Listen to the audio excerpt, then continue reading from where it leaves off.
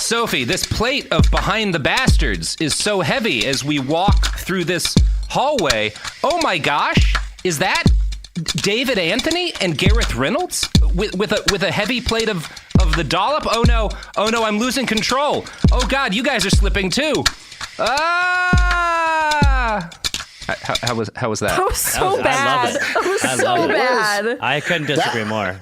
That was the most organic, just real thing I think I've ever heard. Natural. Like it was, yeah. Like you're really. The only good at thing this. I'm noticing is you didn't have plates, so I'm wondering how.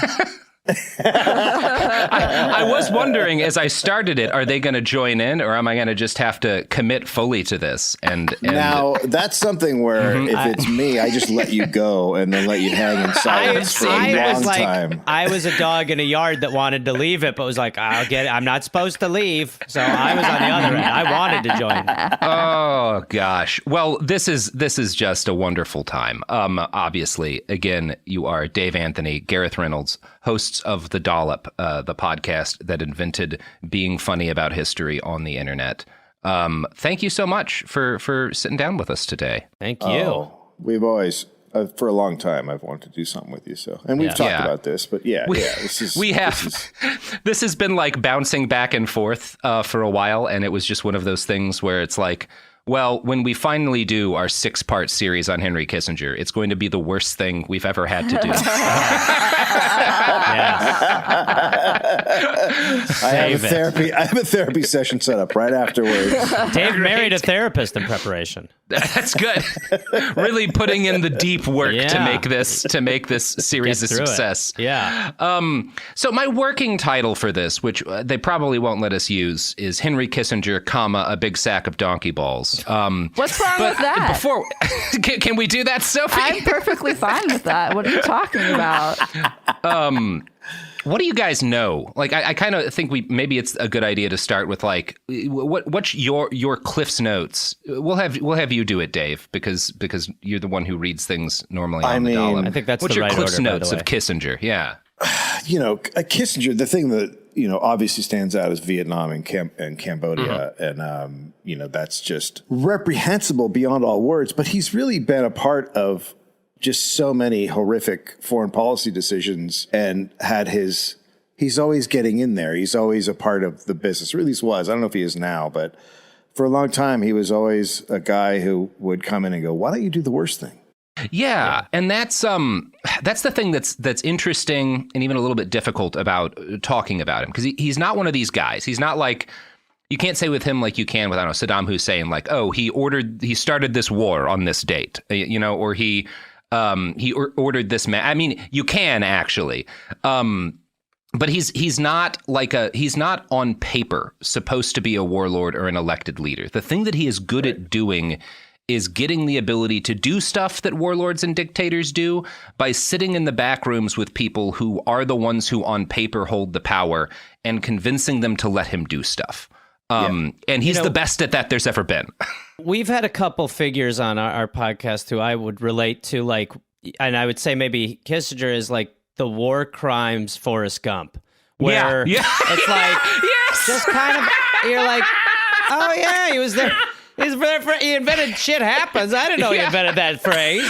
Yeah, that's incredibly. That's honestly a better title than the one I came up with. That is the perfect title. It is. I mean, and obviously Forrest Gump is blameless and Kissinger is not, but it does get at the fact that he's just there. He's just in every fucking photo of like guys doing a war crime. Like it is baffling the number of things he's connected to. I should probably just stop selling it. But I do kind of want to talk about the fact that he is this kind of backroom figure in a lot of the worst things that happened in the 20th century, because we're going to spend episode 1. By the time this episode's over, he's not, in the White House. He's not running shit. This is an episode where we talk about like his early life and his ideological roots, because that's what underpins all of the things that he does. He's not a guy. People talk about like what Kissinger believes, and Kissinger himself has written a bunch of books about what he believes. My opinion, as an amateur guy studying this dude, is that I don't think he believes things as much as he beliefs and ideas are weapons that he uses in order to get people to let him do horrible things. Ugh. And he is the master of using beliefs and moving between different groups of people who on paper are ideologically opposed and getting them all to agree with whatever bullshit he wants to do, because he's really good at talking about ideas like a fucking philosopher. Like, that's his superpower. They might just have trouble understanding him. I know I have. Sure, whatever. What did we agree to? Oh, God. I was going to ask, Gareth, before we get started here, is your German accent locked and loaded? I mean, listen, as to the disgust of the German people, it is. Mm-hmm. That's fine. That's fine. I think we can all agree after the 20th century, the Germans lost the right to be angry when people make fun of their accent. It's that's like Texans, you know, everyone can do a Texan.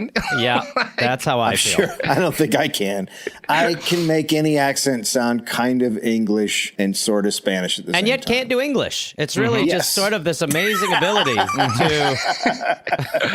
See, whenever I do a non-American accent, it drifts Russian at some point, like 100% of the time. Great.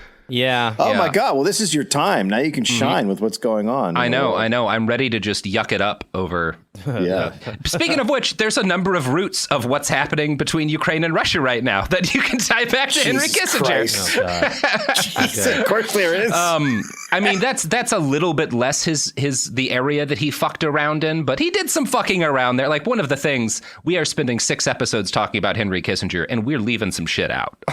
Wow. Yeah, you have to. I mean, he's been around so many years. I mean, just the fact that he was still palling around with Hillary Clinton in the election. Yeah. And you're like, what is that guy doing there? Don't you know he's bad? And he's the thing that is so interesting about Kissinger is that he does have this he's equally good at talking to like people who would call themselves liberals and progressives as he is to like far right neocons. Like he's I mean, I think you could say that part of what that reveals is that the ruling class in this country are all in agreement about things more often than they disagree about things. But part of it is just that, like, he is so charming. We will be talking a bit about Kissinger as a sex symbol, which is a thing that happens, and I am so sorry that we have to discuss it. No, I was hoping that you would say this, because I've wanted to fuck him for so long. Like, that's one of the main things. He's hot. Yep. I call him Henry Fuckinger. I've always wanted to... Kiss is not enough for me. That's just a taste of what I'm after. Oh, boy. We'll A/B test the Forest Gump and the Fuckinger title. We'll just see what plays best in Poughkeepsie. So... Heinz Alfred Kissinger was born on May 27th, 1923, in the city of Fürth, Germany. The Kissingers were a Jewish family, and so given that this is Germany in the early 20s, you can tell we're not off to a great start already, right? This is not going to be a story that begins in a particularly pleasant place. Sure. He was born in a very chaotic world. The Great Year was like 5 years past when he comes onto the planet. Everything is falling apart in Germany and a lot of other places. The year he's born, Primo de Rivera seized power as the dictator of Spain. Mustafa Kemal took power in Turkey. The Bulgarian prime minister was assassinated in a coup. Like, it was a troubling time to be a baby. But Heinz's mother and father had some reasons for optimism. While Fürth was not an attractive city, in fact, one contemporary described it as stifling in its narrow dreariness, our ungardened city of soot. It's a city. It's sooty. It's a working class factory town, but because of that, and this is the period in which the working class is a lot more left wing than, folks tend to give it credit for being today. It's like a haven for Democrats, not like our Democrats, but people who support democracy as opposed to want to go back to having a Kaiser, So Fürth is... Who wouldn't want to go back to having a Kaiser? He was so awesome. It worked so good. Yeah, I want to have a king who gets us into World War I and like whacks off about his mom's hands. That sounds great again. Well, now that I know what we're talking about, let's dance. I'm in. I want a Kaiser. So Fürth is... In some ways, you could see its reputation in Germany as being kind of like Portland today. It's a very left-wing town. It's seen as a haven for socialists. But it's also kind of like Selma, Alabama during the Civil Rights era, because Fürth has a very large Jewish population. And the period in like the late 1800s is when a lot of there's essentially apartheid against Jewish people in Germany for a long time. So Fürth is the city that has Germany's first Jewish lawyer, and it has a bunch of their other first Jewish, exes, person who does this job, because it's this very progressive city with a very integrated Jewish community. So it's this mix of the Nazis aren't going to like this town, right? Like Portland. Yeah, like Portland. Yeah, it's got some similarities between a couple of things. So Heinz's parents, Paula and Louis, had grown up in Imperial Germany, where Jews were restricted from holding certain jobs, going to certain schools, living in certain homes. And this had ended by the time the Kaiser had. So Louis Kissinger, Henry's dad, came of age in a period in which a Jewish boy could actually build a professional life for the first time in mainstream German society. He was a member of the first and almost the last generation that this would be true of. Why? What happens? Oh, Dave, we may need to do a separate podcast series to cover that. I've never read any German history. Oh my God, it's so exciting. So he starts work, Louis, as a teacher in a secular private school when he's 18, and he holds the job for 14 years. And he was a very patriotic person. He's also he is an Orthodox Jew, so he's very religious, but he considers himself a German first and foremost. And his family is very patriotic. His brother fights in World War I, so does his wife's dad. Two of his cousins die fighting for the Kaiser. And when the war ends in German defeat, there's all these rumors spread throughout the far right that the nation's been stabbed in the back by an alliance of Jewish boogeymen. Louis he sees this as happening, but he doesn't think that it's ever going to take hold. Henry would later recall that his father would regularly say, "We live in an age of tolerance." Mm-hmm. So his dad is not right. Yeah. I'm sorry. Are you talking about America in 2022, or are you talking about Germany? Yeah, we are talking about this on the day that Texas just announced a fun new law. Yeah. This is like, Henry's wrong about a lot of stuff. His father is also wrong, but for a much sadder reason. Sounds like there was a psychic gene in the family. I see us being tolerant for a generation. Germany will be a watchword for tolerance. We will be a bastion for all types. Oh, poor buddy. So he's it's interesting because the Zionist movement is rising in this time, and Kissinger's family rejects this wholeheartedly because they're so German, right? They don't want to ever leave. So obviously the Nazi Party rises consistently through Henry's childhood. Fürth was initially safe from this. Just a few months after Heinz is born in September of 23, the Nazis and other far-right organizations hold a German Day in Nuremberg. Several caravans of them pass through Fürth, sort of like Nazis do today in a lot of places. And they were looking for a fight when they drove through. They went through Fürth because it's the town where you can get a fight. And they got one. This is right after Henry is born, a mob of brown shirts are assaulted by 100-strong crowd screaming, "Kill them and down with Hitler," which is pretty rad. Let's end the story there. I love it. It's a great ending. And that's the tale of Henry Kissinger. A kid who was a baby when some dudes did some rad stuff. All right. So Fürth was integrated enough that Heinz initially attended a public school with Christian classmates, which was not common for Jewish kids in this time. Yeah, he's going to school with other kids who are not Jewish. Eventually, his dad puts him in a private school, but that's also an integrated private school.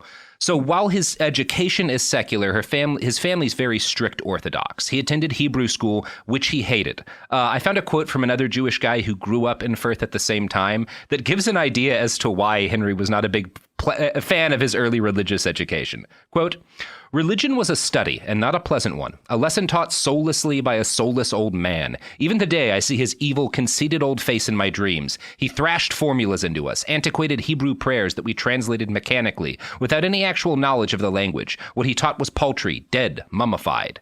And that, I think, is broadly in line with how Henry feels, because he doesn't grow up very religious. So Henry is a little kid, he does a lot of religion stuff. But as he grows older, he rejects his father's passion for faith and his dad's interests in classical music and theater. Instead, Henry Kissinger falls in love with soccer. He is a huge soccer head. Oh, yeah. What the fuck is happening? I know, right? Oh, wow.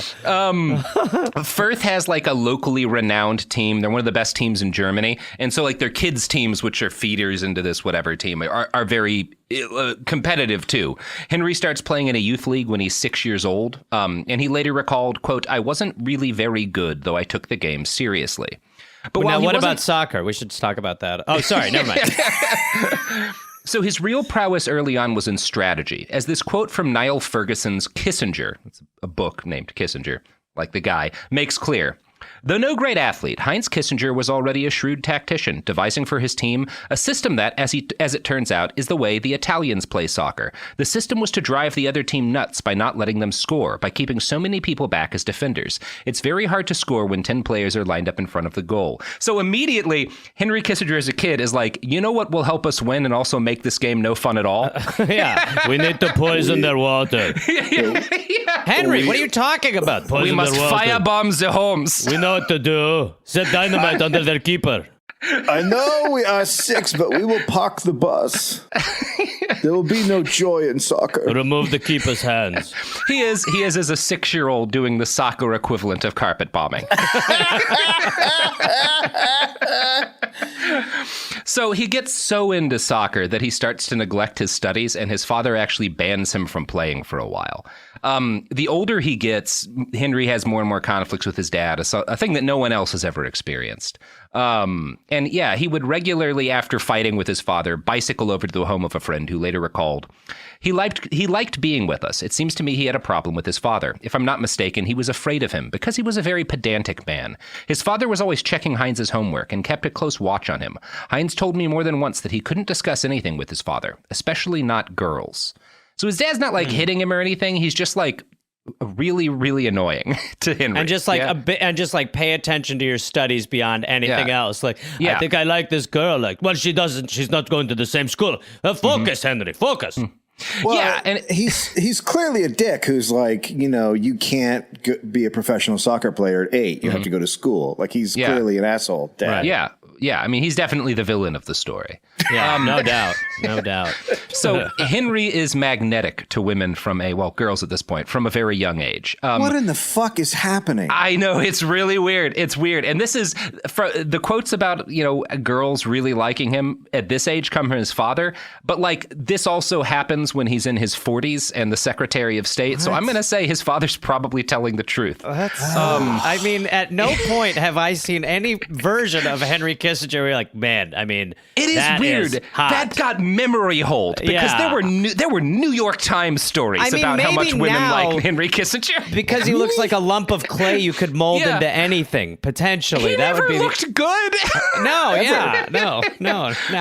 But it's weird. I mean, he's the guy, we'll talk about some of the things he said about sexuality later. I know you're all getting real excited for that episode. Yeah. That's going to be worse than Cambodia. At one point, one of his friends was actually ordered not to hang out with him because he had, quote, earned a reputation as a skirt chaser. And this is like when he's 9. Wow.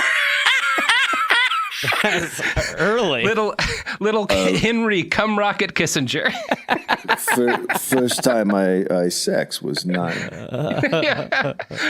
So, at this point, he's rebelling against the family religion. He's hanging out with girls. He's playing a hell of a lot of soccer, which seems like a decent childhood. But obviously, the Nazis. So in the mid-20s, the German nation goes on strike against some shit France was doing, Versailles stuff. We don't need to get into it. Inflation goes crazy, right? This is the wheelbarrows full of cash time. This hurts the Kissinger family badly because if you're a private laborer, if you're working for a private company, you can generally strike and organize to get your salary adjusted to deal with inflation somewhat. It's still bad, but it's less bad. Right. If you're a public servant, you don't get shit. Your salary stays the same while inflation jumps up. So this is really a disaster for the Kissinger family.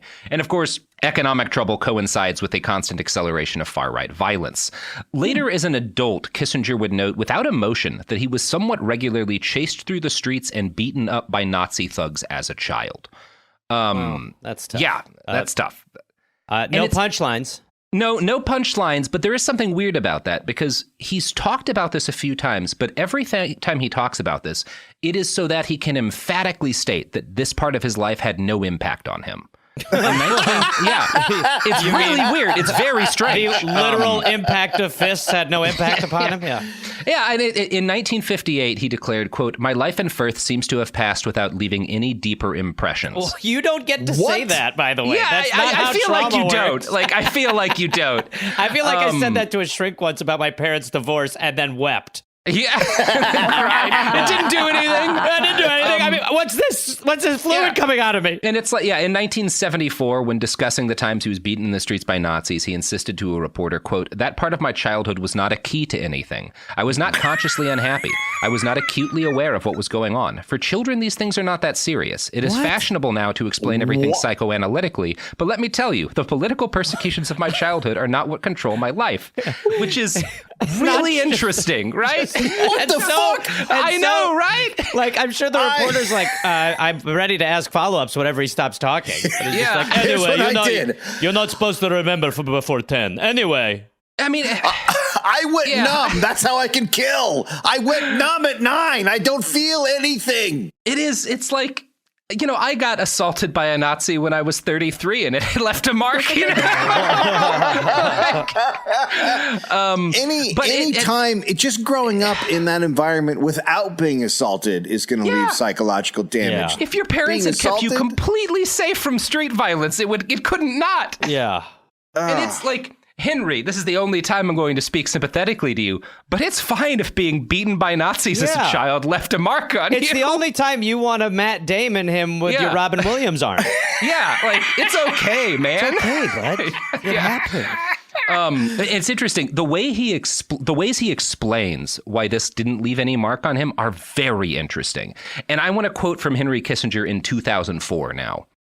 "I experienced the impact of Nazism, and it was very unpleasant, but it did not interfere in my friendship with Jewish people of my age, so that I did not find it traumatic. I have resisted the psychiatric explanations, which argue that I developed a passion for order over justice, and that I translated it into profound interpretations of the international system. I wasn't concerned with the international system. I was concerned with the standing of the football team of the town in which I lived." Mm-hmm. Which, like, you can't do both. You can't pay attention to soccer. Like, and obviously, no one thinks, Henry, that as an 8-year-old you were like, well, this is going to impact the way that I believe state power should be used when I'm Secretary of State in several decades. When I'm an advisor to Nixon. Just like if you have a car accident as a kid, you're not thinking, well, this is going to make me unable to let other people touch me when I'm 33. Right. You know, I'll hate freeway merging. like obviously, man. And I don't know, like, there's a degree to which, in terms of this is the period in which you can be sympathetic to him, I do think there's probably something to be said that if you have this childhood, maybe you don't want to give the Nazis anything, even that like this left an impact on me, right? Because, like, fuck them. I don't want to say that it had an influence on me, which I get. No, having grown up in a traumatic, sort of childhood, you can shut it down and tell yourself that you're fine. Like, he the way he survived it was to shut his emotions down a little bit and tell himself that he was fine, when it actually it is by far probably the most traumatic thing that ever, and created a fucking monster because he didn't get any psychological help. I'm a monster naturally. It is not nature versus nurture. I would have killed just as many people if it weren't for the Nazis. I would have been a despicable piece of shit either way. Don't judge my family. So, as the 20s roll to an end, the political situation in the Weimar Republic gets correspondingly more dire. In 1925, during a Nazi rally in Firth, Hitler himself had called it the Citadel of the Jews. The local response at that point in 25 is overwhelmingly negative. And in 1927, only 200 people in Firth were members of the Nazi Party. Hitler visited the city again in 1928 to little effect. The party just got 6.6% of the vote in local elections that year. But the Great Depression rescues, at the end of the 20s, rescues the Nazis' flagging poll numbers. As Firth's economy collapses, people grow more willing to listen to the fascists. In the 1930 elections, Nazis surged from 2.6% of the vote nationwide to 18.3%. In Firth, they won 23.6% of the vote, which is 4 times better than they'd done 2 years earlier, and very frightening for a lot of relevant reasons to today. Yes. Yeah. Nazi electoral successes continued apace the next year, and by 1933, more than 22,000 Furthers were Nazi voters. I want to quote from Niall Ferguson's book again. On April 9th, 1932, 15 SA men were set upon by Iron Front members as they left the pro-Nazi Yellow Lion pub. 2 months later, Nazi supporter Fritz Reingruber was beaten up for being a swastikist. The same fate befell another Nazi caught selling the NSDAP newspaper, the Völkische Beobachter. The police watched helplessly on the evening of July 30th as a mob threw potatoes and stones at a Nazi motorcade going from the Fürth airport to the Nuremberg Stadium. The car carrying Hitler himself was among the vehicles. But just a year after Hitler's car gets pelted, after the Nazis begin to consolidate power, when Hitler's the chancellor, the mood is very different. On March 3rd, there's another torchlit parade by the Nazis through Fürth, and on the evening of March 9th, a crowd of between 10 and 12,000 people gathers outside one of the bars there to watch the raising of the red Nazi flag. So, you know, it gets bad pretty fast. Can I just flag the person who brought the potatoes to the rock throwing event? I feel like he turned first. Yeah. Oh, we're doing rocks. That was a drawing of a rock. Those look like potatoes, Al. Good Lord.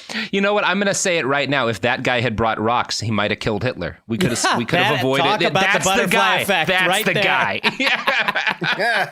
For want of a rock, World War II happened. Oh, did you guys see my potato hit that car? It really smushed it. It looked mashed. I do love the idea that he also boiled it before. Yeah. Well, I don't want to look weird. So Louis Kissinger lost his job teaching once the Nazis came to power. Henry, again, who'd never gotten along with his dad, watches his father collapse into what biographer Thomas Allen Schwartz describes as a, quote, state of immobility and psychological depression. Louis withdrew into his study, according to Henry's brother Walter, while the world outside veered closer to nightmare. In his book Henry Kissinger and American Power, Schwartz writes, Kissinger and his brothers saw the progressive segregation, isolation, and humiliation the Jews of Fürth experienced. Even their attempt to watch soccer games came with the risk of their being beaten by young Nazi thugs. The world of Heinz's childhood rapidly collapsed, and his parents and the older generation of Fürth's Jews could not protect their young from the hatred around them. After the passage of the Nuremberg Laws in 1935, Kissinger's mother began to look for a way to leave Germany. A cousin in the United States was willing to provide the financial support that would allow the Kissingers to immigrate. In August of 1938, after a last visit with Paula's elderly parents in Lüdershausen, where Heinz saw his father cry for the first time, the family headed to New York. Only 3 months later, during Kristallnacht, the synagogue in Fürth, like hundreds of others throughout Germany, burned to the ground in a night of orchestrated violence. 3 months. Yeah, I mean, that is crazy. When Henry leaves Fürth, there are 2,000 Jews in the Jewish community. At the end of World War II, there are 40. Oh, my God. Yeah. And 3 months is so, I mean, that is... Barely. I mean, barely. Really. That's like... Yeah. Ugh. They stay as late as they possibly can. Right, yeah. Much. At least 13 members of Kissinger's family would perish in the Holocaust. Obviously, it being what it is, I don't know that you can... It's easy. It's not super easy to get exact numbers, but like his family is as devastated as you would expect of a German Jewish family. And he does acknowledge for the first time he admits that like some part of this had an influence on him. It was moving away from Germany and like going across the world to the United States. Mm-hmm. And he says, and this is, I think, him being somewhat honest, that the deepest impact of all this was, quote, all the things that had seemed secure and stable collapsed. And many of the people that once that one had considered the steady examples suddenly were thrown into enormous turmoil themselves and into fantastic insecurities. People will say, we'll talk about this later. He's very much an order-obsessed guy. And like, okay, yeah, I get it. Like, I get where that came from, you know? Right. Yeah, I mean, that's very common for that happened in, you know, Chile and other places where it all falls apart into authoritarianism. There's a lot of people who are like, I just want it to be the same. Yeah. Well, and you hear that all the time here, too. I mean, not like that. Obviously, mm-hmm. It was far more dire. But there are a lot of people I know who keep saying that shit here, who keep being like, I just want it to go back to normal. And you're just like, that ship has fucking sailed. That is not, you know. Yeah, it never does. It never can. But we all do it. Like even the kind of like obsession with 90s nostalgia is evidence of that. And not because the 90s were like a perfect time, but because like, yeah, you weren't aware of how fucked, like Henry, like your dad hadn't collapsed into like an unable to handle himself. You're just like, Limp Bizkit's too aggressive. And now you're like, oh my God, we don't have money. Yeah. You went from, oh my gosh, the O.J. Simpson trial, what a mess, to, well, now a plague has killed 1 million people. Yeah, right. Oh my God. Is there a better? Give me that time capsule. It's so funny, the parallels, because I literally am writing a dollop right now, and the guy turns into an authoritarian, and his dad shut himself in his house and isolated. It's so weird how these things. I mean, have parallels. Just to continue off of that, Dave, Hitler's dad dies when he's a little kid, plunges the family finances and situation into insecurity and chaos. When something that seemed stable from your early childhood collapses, perhaps it has an influence. Oh my God. Yes, maybe. Despite what Kissinger said. Despite what Kissinger said. But you know what Henry Kissinger loves? The products and services that support this podcast. God, Robert, no. Look, Henry is one of the few VIPs on Island where you can hunt children. Anytime he wants, he gets a free 3-bedroom apartment on the child hunting island, Sophie, that owns. Yeah, because for some fucking reason, he is still alive. Yes. Well, let's be honest here. This is essentially his eulogy, because when we finish this podcast and it's published, Kissinger should die. It's possible I'm planning a dark occult ritual using my own blood and a candle I bought in Mexico to deal I'm not going to say I'm not doing it. You know, it's a voodoo doll podcast. Anyway, here's some ads.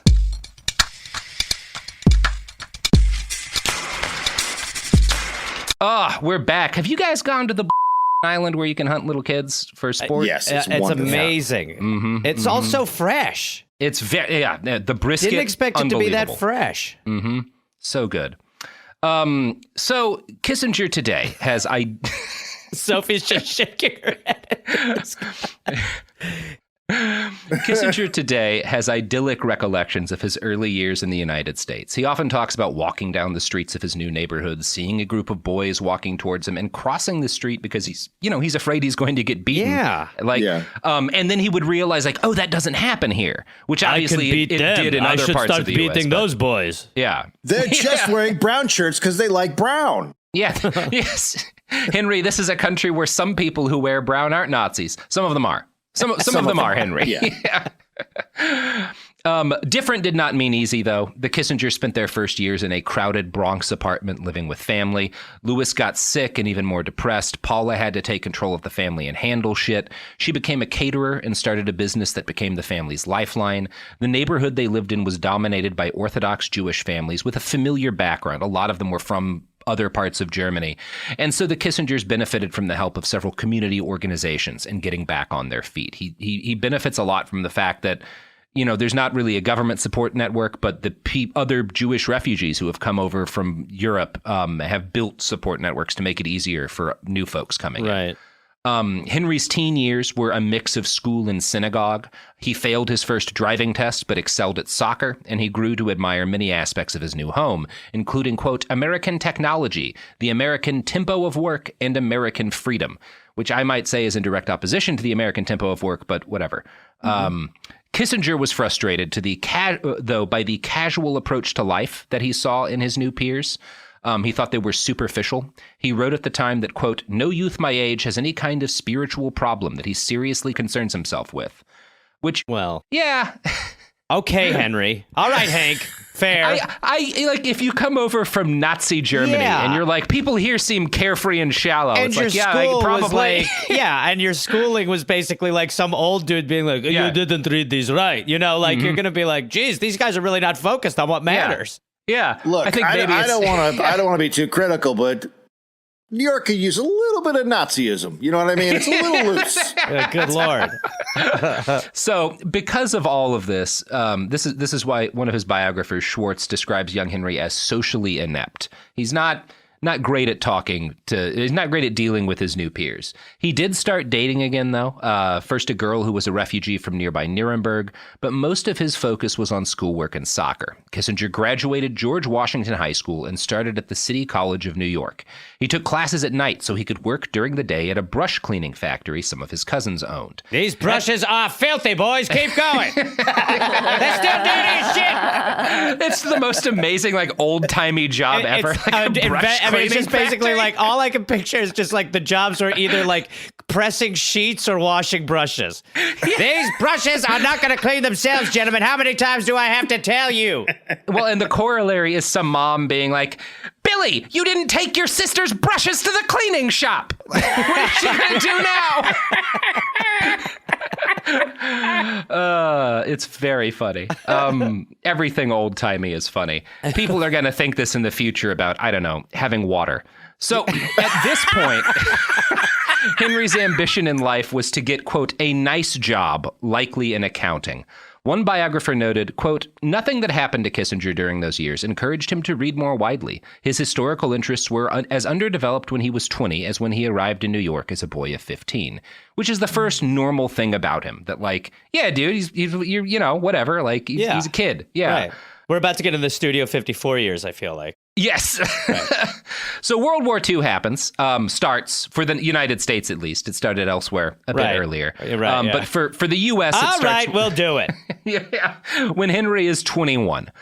He did not initially feel called to volunteer for service, but when he got his draft notice in 1943, he complied and joined the roughly 16 million Americans who became soldiers during this period. And if it weren't for this, Henry Kissinger probably never would have been a figure of historical importance. Again, he just kind of wanted to be an accountant. But being drafted successfully disrupted his plans for a quiet, boring life and thrust him into the world. That says it all.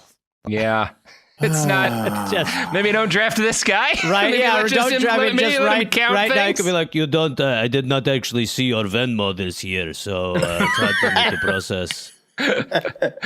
Yeah, there's a future where he just has really strong opinions on W-2s. Yeah, exactly. Yeah, You we put missed that yourself as 1099, but I feel like it was actually more like W-4. Mm-hmm. Yeah. Or he does a Bernie Madoff thing, but either way, it's a much better future than the one we got. Yeah. We'll take the Madoff ending for him for sure. Yeah. It's fine. So we have letters that Henry sent to his brother Walter during training. He purported to like the, quote, middle Americans he met there, but warned his sibling, don't become too friendly with the scum you invariably meet there. Well, hello. So he did pick up a little something from the Nazis. It turns out. He's a little bit, right? Yeah. He also advised against having sex with the, quote, filthy syphilis-infected camp followers, which is too specific to have been random. I think Henry Kissinger had a bad experience with the camp followers. I mean, the idea that Look, everyone at camp has syphilis. it's all about I don't canoeing know and having your nose fall off. Every girl I fucked had syphilis. I fucked one girl, got syphilis. Every one of them has it. That's why I they have am so many. patient zero of the syphilis epidemic. That's right, yes. That's why you're surrounded by counselors. So the Army administered a series of tests which Kissinger excelled at, and he earned entrance into a special training program that sent particularly bright soldiers to college. He received his American citizenship in 1943 while he was at Lafayette College in Pennsylvania. The program lasted just 6 months, and Henry finished 12 engineering classes. During his off hours, he would hitchhike home and see his girlfriend. He was a brilliant student, recognized by his roommates as the, quote, brainiest of a very intelligent class. One classmate recalled, he didn't read books. He ate them with his eyes, his fingers, and with his squirming in the chair or bed, and with his mumbling criticism. Jesus Christ, that's... Use more salt if I'm being picky, but other than that, pretty good. He sounds like a book. It is a really weird way to describe it, dude. It's kind of what the way he looks now is like he eats books. Yeah. Everyone had a visual reaction to that line, ooh, cringe. I now kind of want the story of that classmate. What caused you to describe a dude reading books that way? Well, in my college, I ate analogies. I just would just devour them. Mm-hmm. I'd eat them like a synonym, you know? His professors would use Henry to explain complicated concepts to the other soldiers, and for a brief period of time, he had status and respect, which he'd begun to crave as a young man. His time in this program was cut short because, D-Day, we decide America's like, we're going to do a Normandy landing. And the Army's like, well, we probably don't need smart people for that. So let's pull these kids out of the class and train them how to get shot by MG-42s. Hey, guys, we actually want to talk to you over here about something totally different. If you guys, no, not you, Chad. You stay right there, Chad. Talking about these other guys. Thank you. Good luck. So Henry and his classmates get sent back to basic training, where the drill sergeants, according to Henry, took glee in tormenting the college kids, which, I don't know, probably true, while he was preparing to go overseas. And this is what my grandpa was doing in World War II, and I hope he bullied Henry Kissinger. I hope my grandpa got a chance to give Henry Kissinger some shit. Fingers crossed, he did. right? He did. Thank you. He did. He did. Absolutely. So while he was preparing to go overseas, his biographer Schwartz writes, even in the misery of Camp Claiborne, however, Kissinger stood out, selected by his commanders to provide soldiers with a weekly briefing on war news. Although he did the job well, Kissinger was more impressed with another older German refugee in an American uniform, Fritz Kramer, who came to Camp Claiborne in May 1944 to speak about the meaning of war.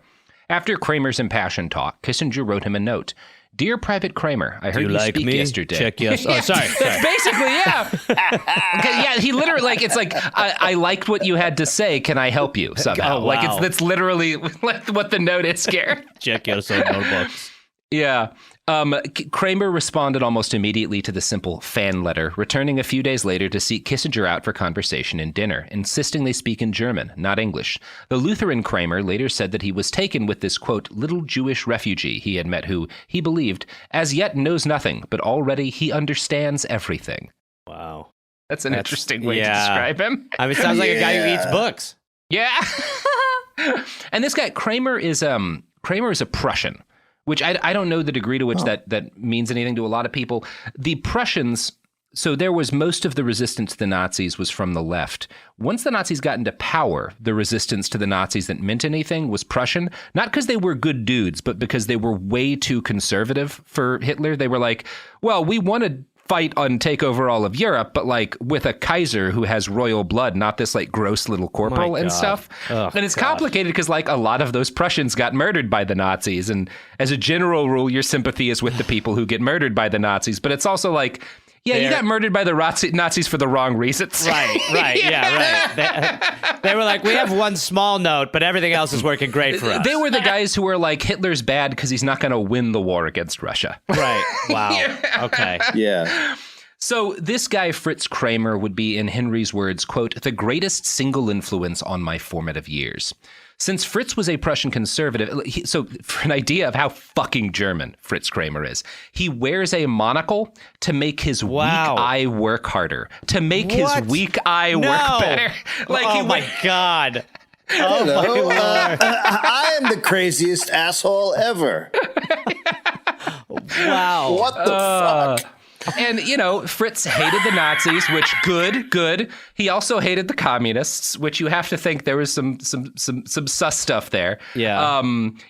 Communists, there's a mixed bag like everybody, but I don't think he's very nuanced about it. Schwartz also credits Fritz with expressing, quote, a respect for international law and emphasis on the moral basis of civilization.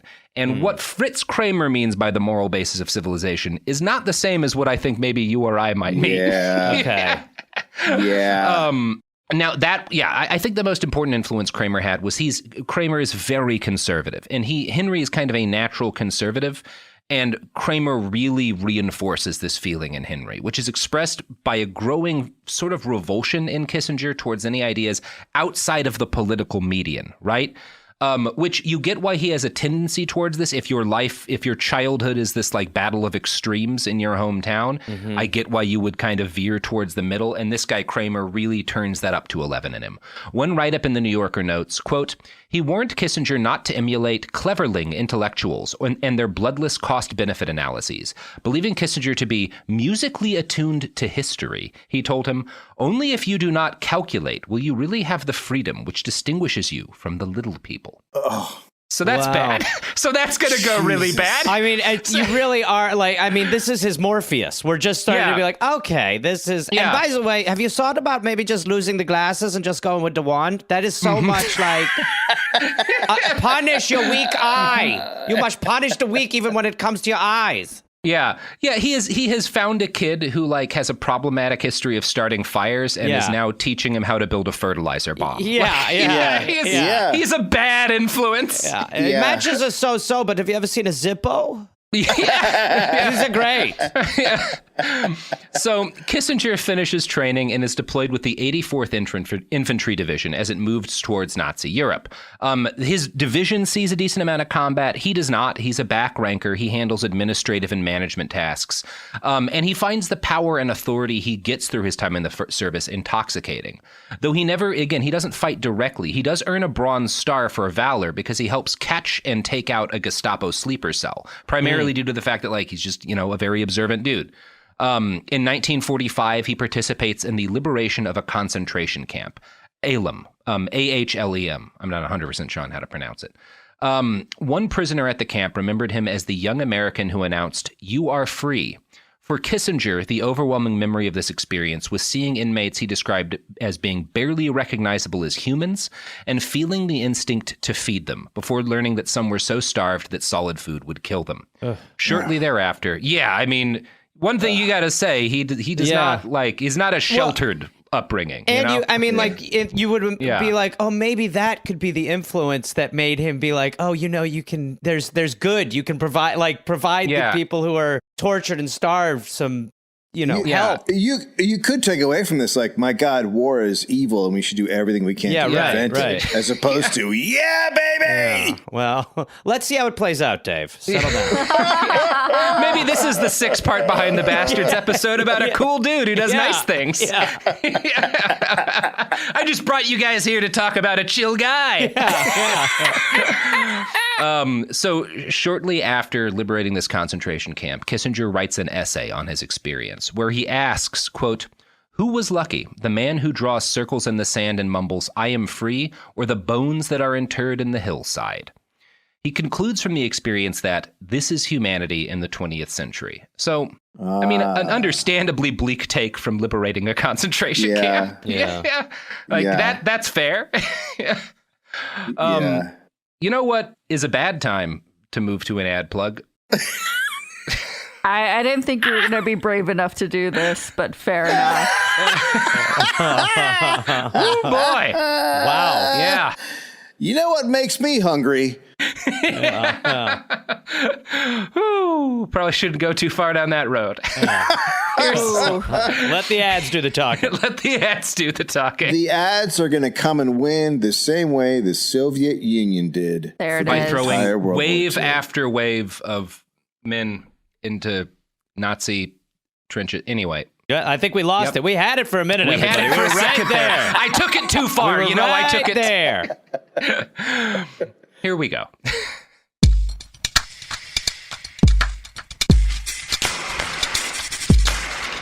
Oh, we're back. So when the war ends, World War II, that is, Sergeant Henry Kissinger finds himself as, quote, the absolute ruler of a small village named Binsheim. He enjoys this experience. He really starts to like having power. Yeah, one thing that we're getting here is that he adores having power over people. Yeah, he really likes it. In his letters, he celebrates repeatedly to his family that he has, quote, absolute authority to arrest people. Jesus, and I'm a baby Kaiser. This is problematic because of what he does later. I will say, if you are a Jewish kid who has to flee Germany and then you come back and get made like the military head of a town that's full of former Nazis, I get reveling in it a little bit, Yeah. Well, for me, I'm having beheading Tuesdays, if that's me. Yeah.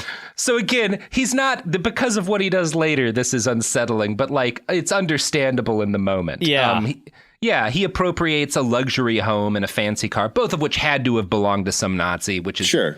It's what you do, right? Yeah, fine. He gets a butler. He brags back to his family that he's got Nazi a butler. A fucking Nazi butler. Absolutely, that's what you do. Butler arrested for not giving me butter. Yeah.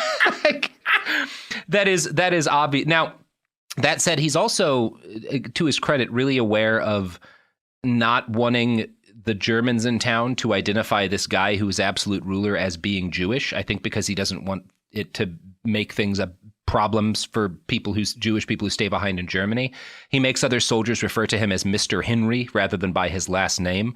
Right. He's conscious. He doesn't want them to think, quote, that the Jews were coming back to take revenge. And he had a reputation in general as being more objective as a ruler in this kind of period than most Jewish veterans in similar positions. In general, Henry counseled accommodation and rapprochement, with one exception: communists. As the Civil War, of course, right? You fucking asshole. I know, right? We had this like understandable period, and then like, I don't want to upset the Nazis, but these commies. Yeah. Oh my god. Yeah, and that's Christ. literally what happens. So the Cold War, early stages in 1946, but already in that period, Kissinger advocates strict surveillance of German civilians for left-wing sympathies. And suggests my God! What the fucking Nazis just did a thing! Like, it's the conservatives! The left is due. The left is due. He doesn't want them. He also wants to ban communists from teaching at the local schools, which again, Jesus it's like, what the fuck? How is he went straight Nazi all of a sudden now.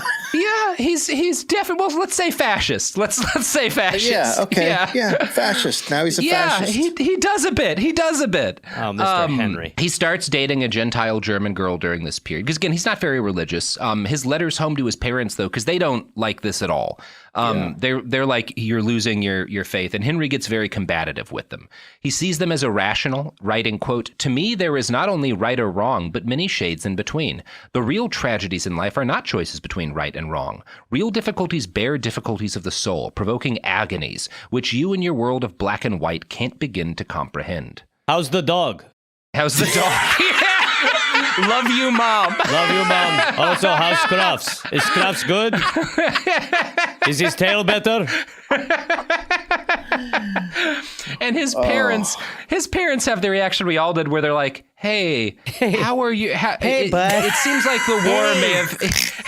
Why are you making us call you Mr. May have Henry? had an effect on you, right? Like, I've said this ever since you met the monocle guy, but you're really intense. yeah, maybe all of the things you've seen have had an impact on you. And Henry maybe a little responds bit to this by getting enraged and saying, "Not everybody came out of this war as a psychoneurotic." Oh, that shows him. That'll teach him that. That's that's fine. That's fine. Yeah, that's exactly great. That's the exact right reaction of a non-psychoneurotic. When you're screaming, "I'm not a psychoneurotic" in letters, you're a psychoneurotic. I got Especially syphilis from girl in camp. If all they're saying is like, "Hey, Henry, do you think maybe seeing a concentration camp has left some mental scars that you need to like heal from?" Hey, maybe I should drown Dad in the toilet. Okay, all right, buddy. All right, pal. We're just writing letters here, buddy. We're just writing some letters. That's all we're doing. It's one of those things. This is a period of time, obviously, like one of the things that causes what happens later in American history is that 16 million Americans go to war and a bunch of them get traumatized and they come back to a world where like their dad was always like, "If you talk about your feelings, I'm going to hit you." Yeah. Henry's family doesn't seem to be like that. His parents are like, "Hey, do you want to talk about your feelings?" And he's like, "I'm not crazy." Yeah. Obviously, the fact that this is a time in which like men don't fucking do therapy does have an impact on it. But I think his family's probably more understanding than most. Well, he also has even now he has no acknowledgement of like his trauma. So he probably, even in the actual moment, you're probably even more defensive, Yeah.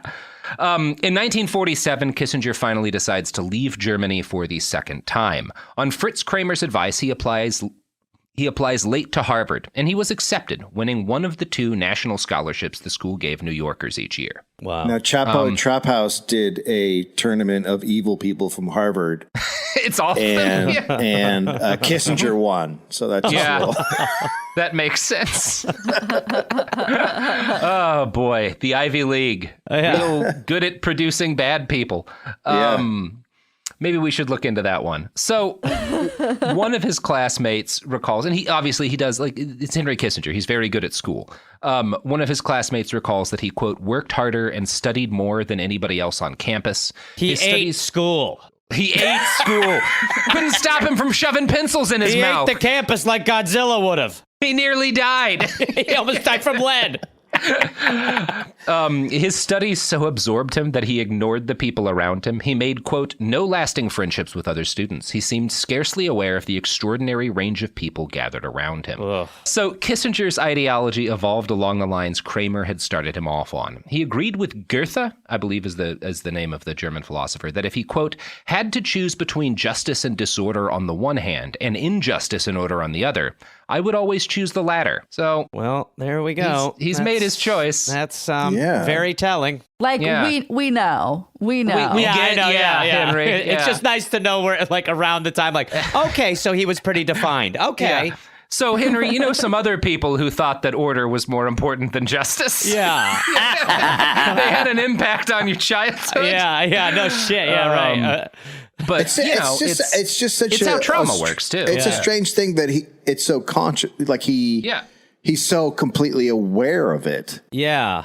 Like he's like a psychopath. He might be. I mean, I think if you're, I try not to do too much like the psychoanalyzing people, but like, fucking maybe, right? Yeah. Well, psychopaths are very good at the stuff you talked about, winning people over in the room. You know, ladies' man, like they learn how to be a human, and then they sort of. And a lot of them got syphilis at camp. And a lot of them get syphilis at camp, like Henry Kissinger. Yeah. Well, Sophie, let's greenlight some some T-shirts that are just Henry Kissinger with his face riding off from syphilis. People are going to want to wear those. Just he's making the kissy lips, and his lips are falling off. Yes. Would you like a Kissinger? Let me French Kissinger you. So he meets his second mentor at Harvard. Henry Kissinger has a lot of mentors, and this is maybe a lesson to never mentor anybody. You never know. They might become Henry Kissinger. Yeah. Don't teach people things. Yeah. Sabotage them at every step, right? Next time you drive past a kindergarten, throw them a textbook that's all lies. You know, just slow them down. Yeah. So his second mentor is this guy, William Yandell Elliott. And Elliott is a professor at Harvard. He's also like very politically connected. He had advised several U.S. presidents on international matters. And Kissinger was drawn to this guy because not only is he a respected educator, but he's really well connected to people with power. And Elliott, one of the things that like he is famous for being a big advocate of is what's called realpolitik. As embodied by, you know, and particularly the guys that Kissinger grows up admiring and that Elliott, you know, helps teach him to admire are men like Clausewitz and Bismarck. These guys who are like, Bismarck is the dude who makes Germany, right? We get a Germany because Bismarck orchestrates over a period of like, I think it's decades. Gradually, he welds all these different German principalities and kingships together and then helps to orchestrate this war, out of which emerges Germany. Like, that's the kind of dude that Otto von Bismarck is. Mm-hmm. And he is kind of the master of the kind of politics that Kissinger comes to respect. And Kissinger calls Clausewitz and Bismarck philosophers of history. That's how he sees these guys. Which is not really what I would call Otto von Bismarck. Like, he's very good at what he does, obviously, but not, I wouldn't call him a philosopher. No. I want to quote now from the book Kissinger's Shadow by Greg Grandin. From these thinkers, Kissinger cobbled together his own view of how history operated. It was not a story of liberal progress or of class consciousness or of cycles of history or of cycles of birth, maturity, and decline. Rather, it was a series of meaningless incidents, fleetingly given shape by the application of human will. As a young infantryman, Kissinger had learned that victors ransacked history for analogies to gild their triumphs, while the vanquished sought out historical causes of their misfortune. So, yeah. You know, good stuff. It's maybe not. Yeah. You can think about that however you want. So. A lot of folks who analyze the Kissinger in this period seize on one sentence in Kissinger's undergraduate thesis, and his thesis is titled "The Meaning of History." That they think kind of explains a lot of what comes to be going down. What a bold paper! It is, right? I mean, honestly, he's not a dude who makes like little leaps. Right? Yeah. Right. Yeah. Why do we love? Mm-hmm. This is the line. The realm of freedom and necessity cannot be reconciled except by an inward experience, which is, read it again. The realm of freedom and necessity cannot be reconciled except by an inward experience. Wow. And this is a heavily influenced by French existentialism. His thesis cites Jean-Paul Sartre a lot. And both Sartre and Kissinger think that morality is not an inward thing. It's determined by actions, which is not an unreasonable thing to believe, right? That like what matters is what you do, There's that line from the Bible, you're not damned by what goes into your head, but like what, comes out, right? Like that's not an unreasonable thing to believe. Sartre, he believes that like action creates the possibility of individual and collective responsibility, right? That morality is determined by action, but that our actions create this possibility of like individual and collective moral responsibility for things. Kissinger does not come to that conclusion. Kissinger believes that morality is determined by action, but he also thinks that like moral indeterminacy is a condition of human freedom. It's this idea that you can't be bound by morality and be free. If you want to freely act, you have to be able to act above morality, right? My Lord. Well, that's just giving yourself an excuse to do heinous acts.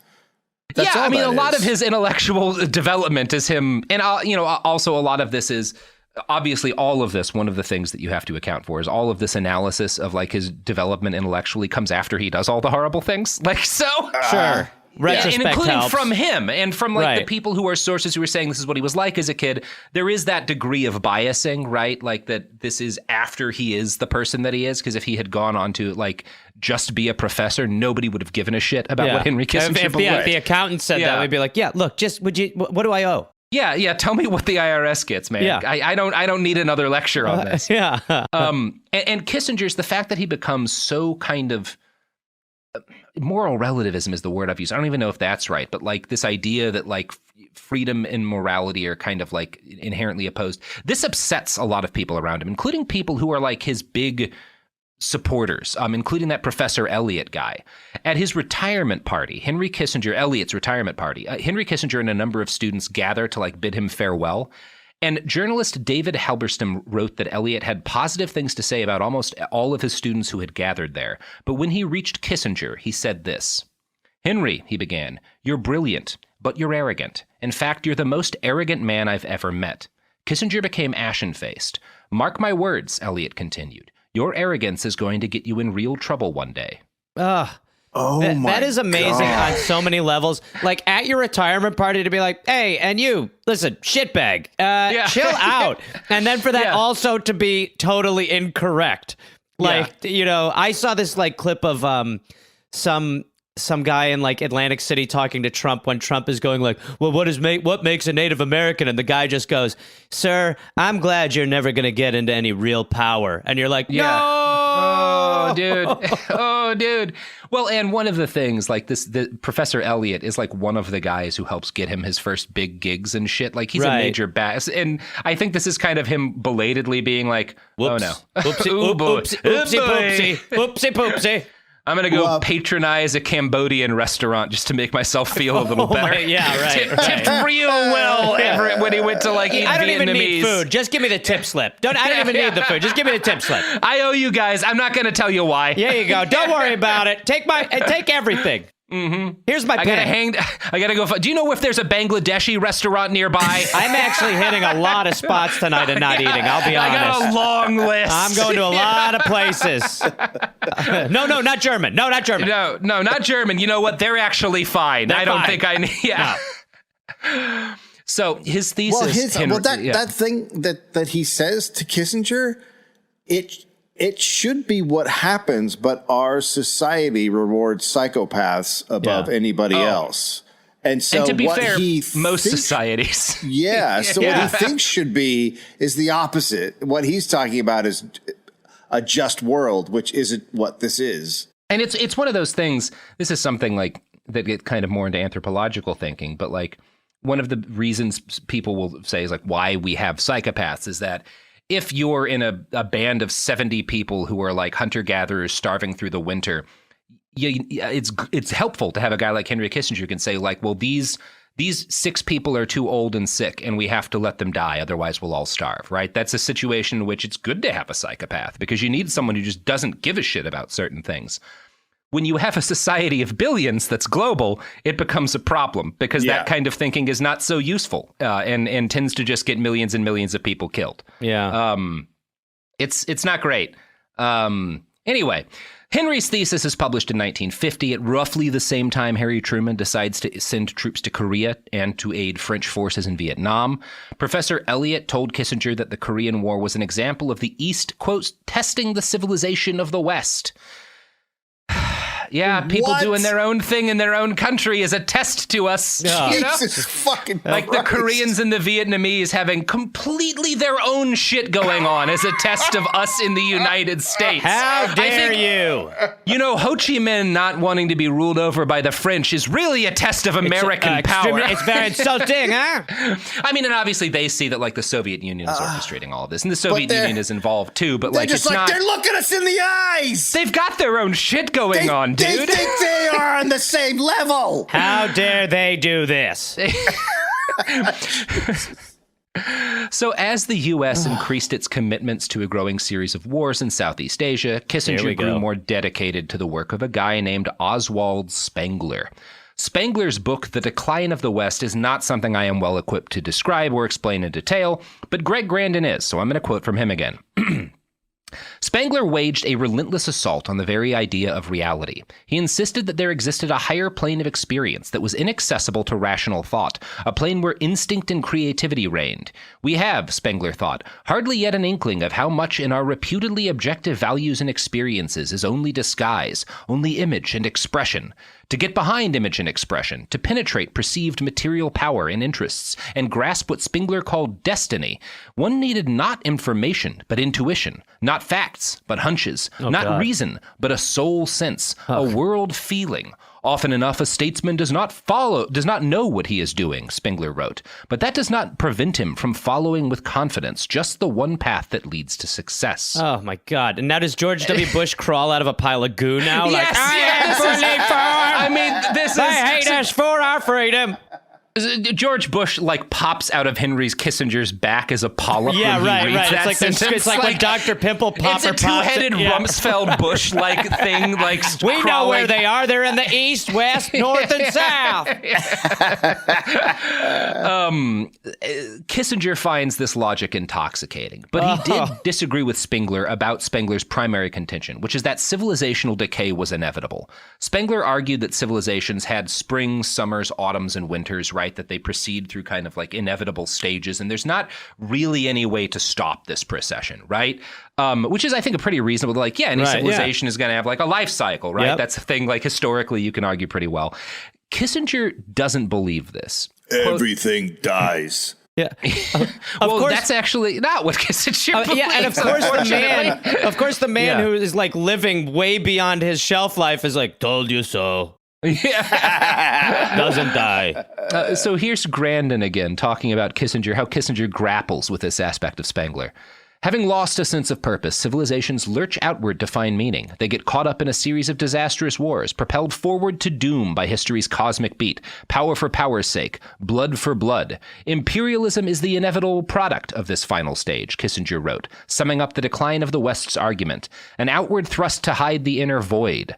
Kissinger accepted Spengler's critique of past civilizations, but rejected his determinism. Decay was not inevitable. Spengler, Kissinger said, merely described a fact of decline, and not its necessity. There is a margin, he would write in his memoirs, between necessity and accident, in which the statesman, by perseverance and intuition, must choose and thereby shape the destiny of his people. So Spengler's like, yeah, it seems like when civilizations lose their purpose and start to age, they lurch outward and engage in wars of imperial conquest in a search for meaning, and that leads to disaster which destroys them. And Kissinger's like, but what if you did the wars right? Yeah. But what if you were good at it? Yeah. But what if I was involved in every one? What if I was like Mickey in the corner of Rocky? Yeah, it is an amazing, like, this guy being like, here is what happens to empires every single time there's an empire. This is a thing you can go through history and see constantly occurs through thousands of years. And Kissinger's like, no, I can do it right. But to be like, no, you're pretty close. You're pretty close. Bye. Yeah. So I'm just thinking, kill more. Like, I heard what you said, ups and downs, but I think you wipe everybody out. You know, have you tried drinking their blood? It is the same logic I have seen every time I've seen more than one person get stuck in the mud. It's always either one person gets stuck in the mud or 50 do, because one person gets stuck in the mud and the other 49 go, well, I saw what happened to that guy, but I think I can figure it out. I can get around. Yeah. It's almost like when you enter Congress. I've got a plan. I've got a plan. Oh, I get money? Oh, never mind. I don't have a plan. I've been about to lose my plan. Yeah. Well, I have a plan, but it's a different one, and you are not going to like it. It's a lot more about a pool. Yeah. In 1951, Henry got a gig working as a consultant with the Army on psychological warfare while he finished his graduate studies. Kissinger's doctoral thesis on the Congress of Vienna did not seem overly relevant to politics, but its first sentence had discussed nuclear weapons and proposed to readers that the efforts the British and Austrians made to contain Napoleon might be useful in handling the Soviet Union. I might argue, did Napoleon have a way to end all life on Earth if things went badly? With containment? Yeah, his hand. Was that a factor in Napoleon? Shirt, wasn't that? Damn it. So a sword. Kissinger believes, he sees that containment is a failure, which it is, because people do not like being colonies. And if the opposition to being a colony is communism, they'll be like, well, let's try communism. Being a colony seems to suck. So Kissinger sees that containment is a failure, but he also believes not that, like, well, why don't we just, like, let people do things and, like, just take care of our own shit. He's like, no, because containment's a failure, war with the Soviet Union is inevitable. Now, in Kissinger's view, this has nothing to do with the actions of the United States, but is instead, quote, because of the existence of the United States as a symbol of capitalist democracy. It is literally the early extent of, like, well, they hate us for our freedoms. Right. Yeah, right. Yeah, like that's where he's starting down. And obviously, a lot of people are saying shit like this, right? This is not a Kissinger invention. You know, you've got the John Birch Society, all sorts of shit going on in this period. I don't want to give him too much credit there. It's clear by this point that Henry was going to get into politics. Although law enforcement was a possibility too, because when he moved on, he starts being a professor at Harvard, right? Like, after he graduates and stuff, he starts, like, helping out as stuff and teaching some classes. And at one point, the school hosts an international seminar. And when he hears that, like, a bunch of foreign academics are coming to Harvard, he calls the FBI and volunteers to spy on people for them. That's amazing. I mean, honestly, it is so amazing with his background to be like, to have that attitude. It just is. Yeah. It really is. It's hard. It's hard to get there. Mm-hmm. You got to give him credit. The man covers some ground. The man is a Batman villain. Yeah, he really is. So, yeah, his love of politics and his first attempt to build influence at Harvard is by starting a journal named Confluence. Now, this is ostensibly a journal that exists to create what he calls an international forum for discussion, right? I just want to get good people talking from all around the world. You know, let the ideas fly. It's like a TED Talk kind of pitch. Sure. But he's really vague about, he doesn't really seem to care about what particular discussions he encourages. And his critics would later claim that this journal was, quote, a fake, primarily an enterprise designed to make Kissinger known to powerful people, right? Yeah. Like he's just letting powerful people write articles, because then he gets them and he gets their phone number, right? He gets their mailing address. He's networking. Yeah, he's networking. Confluence leads to Henry's first mention in the pages of the New York Times. And despite what his critics claim, which is probably broadly accurate, the journal did also publish some really significant figures, including Reinhold Niebuhr and Hannah Arendt. But while he claimed commitment to free discourse, Kissinger had a real tendency to publish right-wing shitheads, including Enoch Powell, a conservative British politician famous for comparing immigration to, quote, rivers of blood.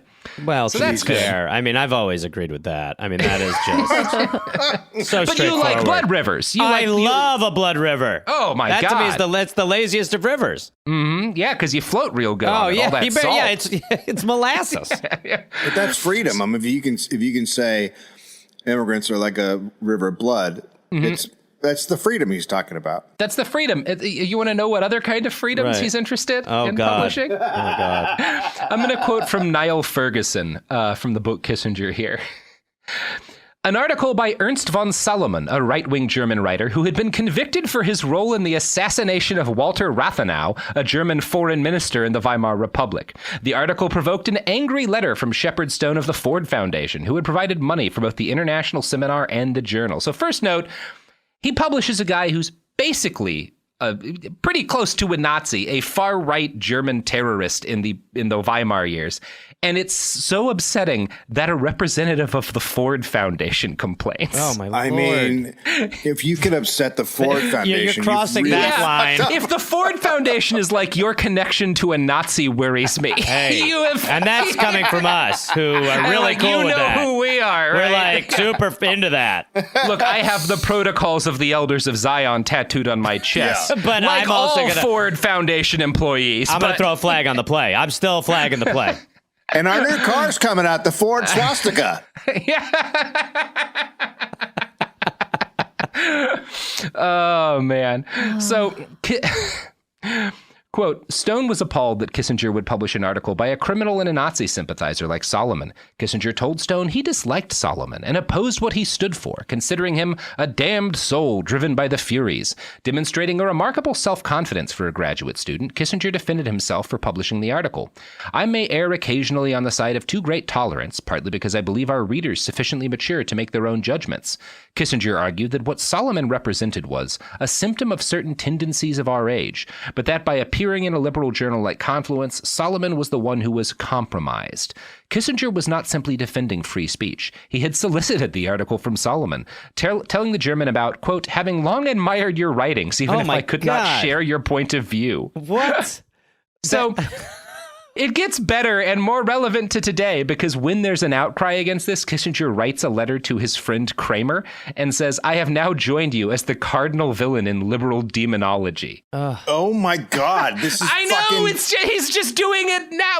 He's just doing it now. He's got the monocle now, too. It's like hearing Glenn Greenwald talk to Joe Rogan. Yes, it's like, what the, how is this still happening? How are you the pioneer of this, Henry Kissinger? How are you the pioneer of this? By the way, his amazing. explanation, if you're me just listening to it, like, okay. Okay. Not sure what he's saying, but all right, okay. Yeah. So we got to hear from this Nazi who shot a dude. All right, well. Because it'll anger the libs? As long as you said it's cool. And next month we have Ed Gein is doing a little number. Ed Gein's going to walk us through lamp workings. So, and then we're having the Zodiac Killer on to teach us about proper parking techniques. Pentagramming and coding.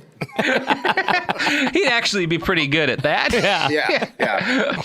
So once he had finished his dissertation and graduated, Henry found himself in need of like a steady gig. He's doing he wasn't a professor at that point. But he was like doing like graduate students, helping to teach whatever. I didn't do a college, but you know how grad students teach shit and stuff. Sure, but he wants like a full-on gig. He's trying to get an actual full-time job as an assistant professor, but he's not able to because most people don't like Henry Kissinger. I wonder any reason why that you can. A lot of people at Harvard are not loving it. Not a huge fan. Are not of loving the Nazi publishing Jew from Germany. Yeah, they consider him slightly problematic. I wonder what it is. He drifts for a bit. He's unable to find work. And he's still doing some stuff at Harvard, but he's he's kind of adrift in his career until in 1954 he runs into a friend, Arthur Schlesinger Jr. at Harvard. Schlesinger had a letter in his possession from a former Secretary of the Air Force defending the Eisenhower administration's standard of threatening massive retaliation to the Soviets.